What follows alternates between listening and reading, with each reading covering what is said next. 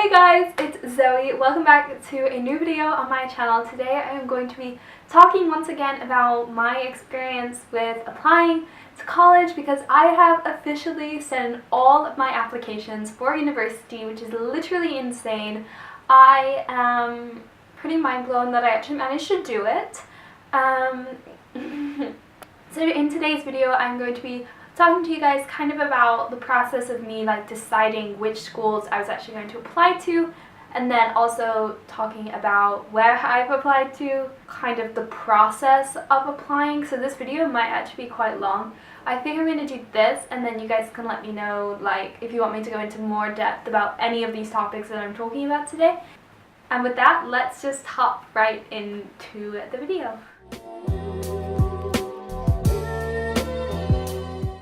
So deciding where to apply was actually quite a struggle. Over the past year or so, I have been getting a lot of flyers and letters and things in the mail from various schools, and that has probably been the biggest way that I have kind of learned about different schools. I've gotten hundreds of these letters from lots and lots and lots of different schools. So for me, when I got a letter, I would open it, would look through it. If it piqued my interest, then great.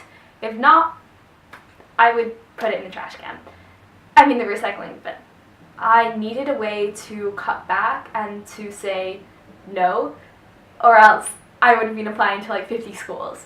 So I was very straightforward about that. I was like, okay, I'm going to look through these, and some schools would send me lots and lots of different letters, so I looked through the first few or so that they sent me, and if still nothing really stood out to me as being special about that place or as really being somewhere where I wanted to be, if it wasn't in the location that I wanted it to be, because for me I really want to be somewhere in the north or the northeast where I have seasons, because I live in the south and it is warm here all year, and I know a lot of people love the warmth and I like seasons.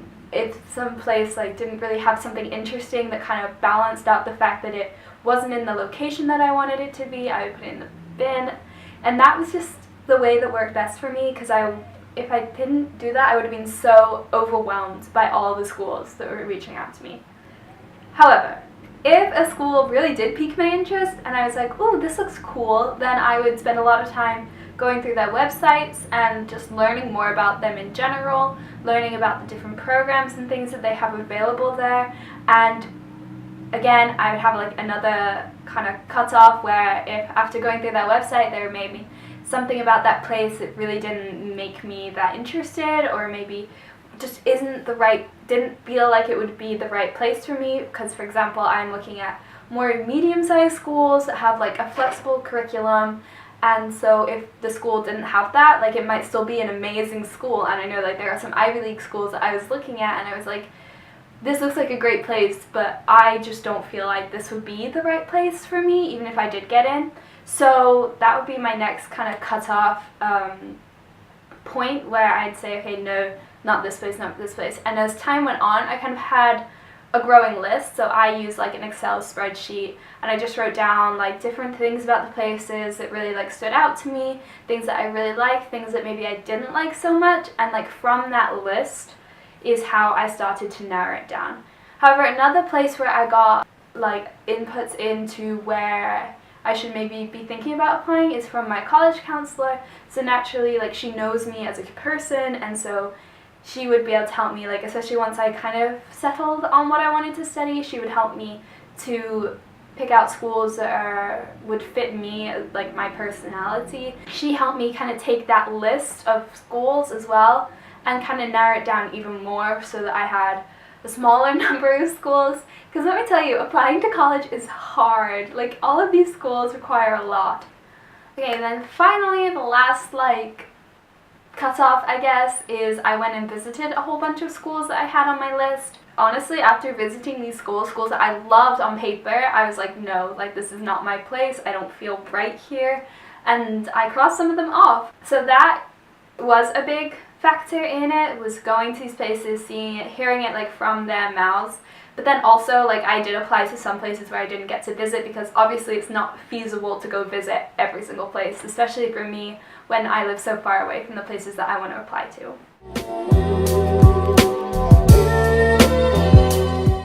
Okay, now I'm going to go ahead and tell you guys these schools I actually wound up applying to. I'm hoping I get into at least one of these schools. Okay, so I applied to Boston University, Johns Hopkins University, Northwestern University.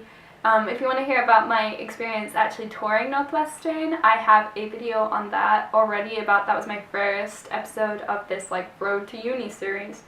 I applied to Princeton, Rice, George Washington University, University of Pennsylvania, University of Rochester, and Villanova University.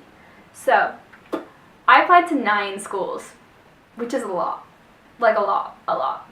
Most of my friends did not apply to that many. Some of them applied to 1 school.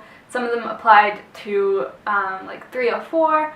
I chose to apply to 9 because I'm indecisive, and obviously a lot of the schools on my list are very reach schools. They are very hard to get into, and I am not expecting to get into all of them by any means. I've worked really hard in high school, but still that doesn't necessarily mean I feel like it's as much of a game of luck as anything else. So I have a lot of options on there with a variety of acceptance rates.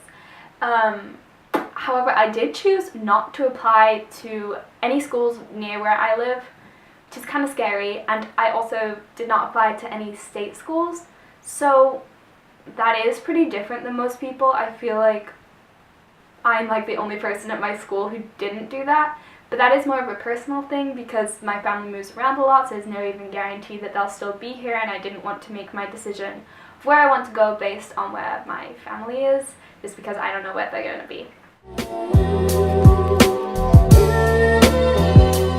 So I used the Common application to apply to all of my schools, and basically in the Common app it's really straightforward, to be honest. It just asks you for all of your like personal information, you know, like your name, your school, your family, your family schooling, activities that you've done, and honors that you have received. So like for that you have like awards or like extracurriculars that you've been doing for a long time.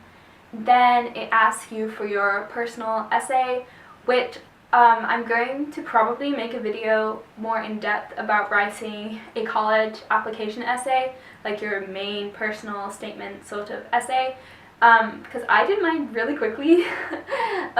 I don't know, a lot of people say they take forever doing that, but for me, I just kind of picked something I wanted to write about and I wrote about it, and then I went back and I looked at all the topics and kind of chose one that went with what I wrote about. Then the hardest part for me was doing all of the supplemental essays. So all of the schools usually have one or more of these supplements, and they're usually between anywhere from like 150 words to 500 words. So there is quite a discrepancy between those two numbers, and it just depends on the school that you're applying to. They all have their own questions. Again, I think I'm going to make a video all about that once I've gotten into colleges, so I can see if any of them actually worked. And then the other thing you had to do besides doing the Common App was submitting your ACT and SAT scores. So that just meant going online. It literally took me like 10 minutes. It did not take long at all. You just choose the schools. Once you've decided where you're applying, just choose the schools and then click send and then pay.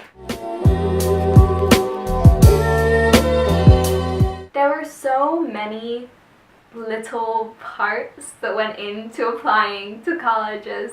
Literally all of them have their own little thing to do, and I was also applying for financial aid, which I will talk about another time, but luckily my parents did most of that for me.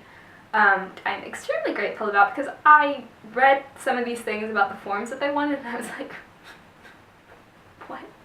But I wish I would have like taken the time to make a huge checklist of something I can just tick off whenever I did it. I made, like I said before, I made like an Excel spreadsheet with like deadlines and stuff, but I would have loved to have actually made myself checklists for each of the supplements, for each of the places I need to send my scores, for all of the scores that I needed to send. The other trouble I had especially is interviews, so I have not finished doing my interviews yet. I submitted most of my applications like last week, and so interviews are going to be coming up on the horizon, and I can't wait. They make me so incredibly nervous. I did one so far. It actually went really well, like I'm not gonna lie. I felt really good about it afterwards, but I'll talk more about interviews in another video because I haven't done them yet and I don't really want to go too much into a topic I don't really know about. So now, the biggest problem is just waiting. I hope you enjoyed this video, I hope it was useful, and I hope some of you guys can relate to where I am right now, and I will see you guys in my next video. Bye!